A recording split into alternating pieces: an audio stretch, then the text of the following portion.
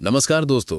Budget 2026 में अब गिनती के ही दिन बचे हैं और जैसे जैसे तारीख नज़दीक आ रही है वैसे वैसे सोना, चांदी और मेटल से जुड़े कारोबारियों की धड़कनें तेज होती जा रही हैं। सवाल सीधा है और बड़ा है, क्या इस बार बजट में सोना, चांदी और मेटल्स पर सरकार कोई बड़ा ऐलान करने जा रही है? क्या ड्यूटी कम होगी? क्या घरेलू रिफाइनिंग इंडस्ट्री को वो राहत मिलेगी जिसका इंतजार सालों से किया जा रहा है? सबसे पहले समझते हैं कि इस बजट से उम्मीदें किसे हैं। सिर्फ आम लोगों को ही नहीं, बल्कि देश की कीमती धातु रिफाइनिंग इंडस्ट्री को भी इस बार बजट से बहुत बड़ी आस है। देश की बड़ी बड़ी रिफाइनिंग कंपनियां सरकार को साफ तौर पर बता चुकी हैं कि मौजूदा ड्यूटी सिस्टम घरेलू रिफाइनर्स के लिए अब एक बड़ी परेशानी बन चुका है। हालत यह है कि कई बार भारत में सोना या चांदी रिफाइन करना विदेश से तैयार बुलियन मंगाने से ज्यादा महंगा पड़ता है, और यही वो सबसे बड़ा पेंच है जिसने इंडस्ट्री की कमर कस दी है। दरअसल भारत में सोना और चांदी दो रास्तों से आती है।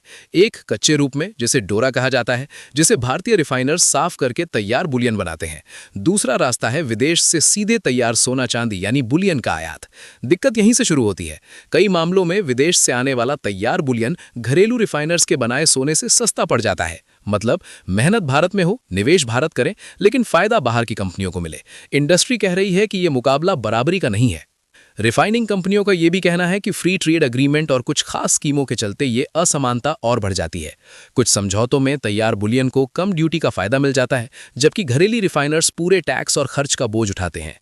इंडस्ट्री चाहती है कि आने वाले समय में जो भी ट्रेड एग्रीमेंट हो, उनमें सोना और चांदी को इस तरह की छूट ना दी जाए, ताकि भारतीय रिफाइनिंग सेक्टर मजबूती से खड़ा रह सके। अब बात करते हैं सरकार से सीधी मांग की।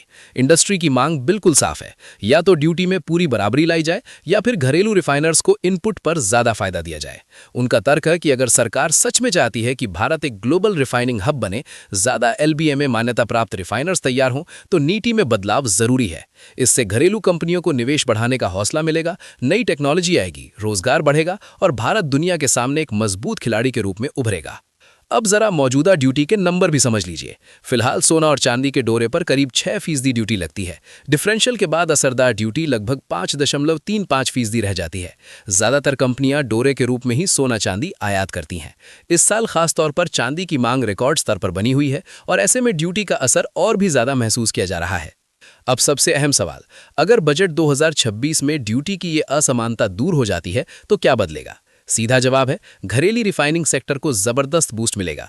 भारत का इंपोर्ट बिल संतुलित होगा, निवेश और रोजगार बढ़ेगा और देश की पहचान एक ग्लोबल रिफाइनिंग हब के तौर पर मजबूत होगी। कुल मिलाकर बजट 2026 सिर्फ टैक्स और खर्च का हिसाब किताब नहीं है, बल्कि सोना, चांदी और मेटल्स जैसे सेक्टर्स का भविष्य तय करने वाला बजट हो सकता है।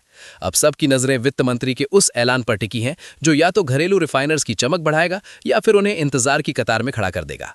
अब देखना यही है कि इस बार बजट में सोना चांदी की ड्यूटी पिघलती है या नहीं। आपको क्या लगता है, सरकार इस बार बड़ा कदम उठाएगी या नहीं? अपनी राय हमें कमेंट में जरूर बताइए और ऐसी ही बड़ी बिजनेस और बजट से जुड़ी हर खबर सबसे पहले पाने के लिए चैनल को सब्सक्राइब करें, वीडियो को लाइक करें और इसे ज्यादा से ज्यादा शेयर करें। नमस्कार।